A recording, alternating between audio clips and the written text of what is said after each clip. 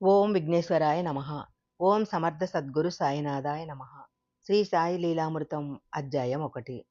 ఈ వింత బాలుడు కొంతకాలానికి అకస్మాత్తుగా ఎక్కడికో వెళ్ళిపోయి సుమారు 1 సంవత్సరం తర్వాత షిరిడీ చేరి అక్కడే ఉండిపోయారు.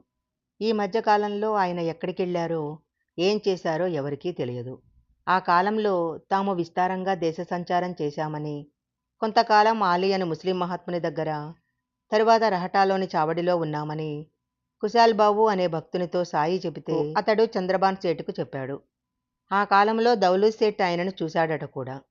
ఈ ఆలీగారి చిత్రపటము 1918 తరువాత అహ్మద్ నగర్లోని రహటేకార్ వాడాలో ఉండేది. తరువాత తాము అహ్మద్ నగర్ నుండి రహటా వచ్చి కొంతకాలానికి షిరిడీ చేరామని శ్రీ సాయి కుశాల్ బాబుకు చెప్పారు.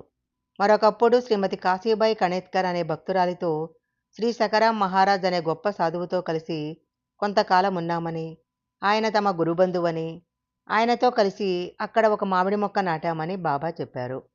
జోగ్ అనే భక్తుడు ఈ ఇద్దరిని దర్శిస్తూ ఉండేవాడు.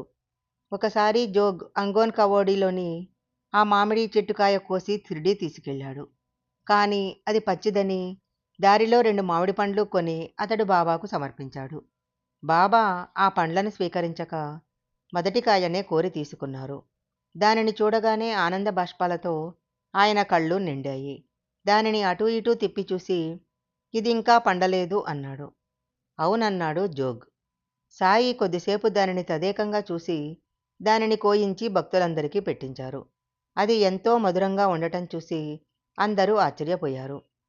రెండవసారి షిరిడీ చేరేనాటికి వారు పరిపూర్ణులని తెలిపే సంఘటన ఒకటి సాయికి ప్రత్యక్ష భక్తుడైన దామోదర్ రాసనే గారి కుమారుడు నానాసాహెబ్ రాసనే నాకు చెప్పారు.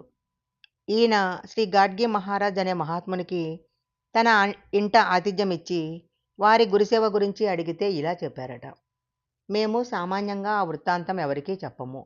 మా తల్లిదండ్రులు చాకలివారు. సేవ్గావ్ పతర్ది అనే ఊళ్ళో ఒక బట్టల దుకాణంలో పనిచేసేవాణ్ణి. ఒకరోజు దివ్యవర్చస్సు గల ఫకీర్ ఒకరు ఆ గ్రామానికి వచ్చారు. ఆయన సేలు మాన్వత్ నుండి వచ్చారట. ఆయన ముస్లిం అన్న భావంతో ఎవరూ భిక్ష వెయ్యలేదు. మా దుకాణంలో కూడా యజమాని లేడు పొమ్మన్నారు. నాకు ఆయనను చూస్తూనే భిక్ష వెయ్యాలనిపించి పరుగున పోయి రొట్టెలు కూర తెచ్చేసరికి ఆయన వెళ్ళిపోయారు. నేను ఆయనను వెతుకుతూ పోయేసరికి ఆయన ఒక ఏకాంత స్థలంలో కూర్చొని చేనులోని జొన్న కొంకులు కోసుకొని తింటున్నారు. నన్ను చూసి కోపంతో నువ్వెందుకు ఇక్కడికొచ్చావు అని గర్జించారు.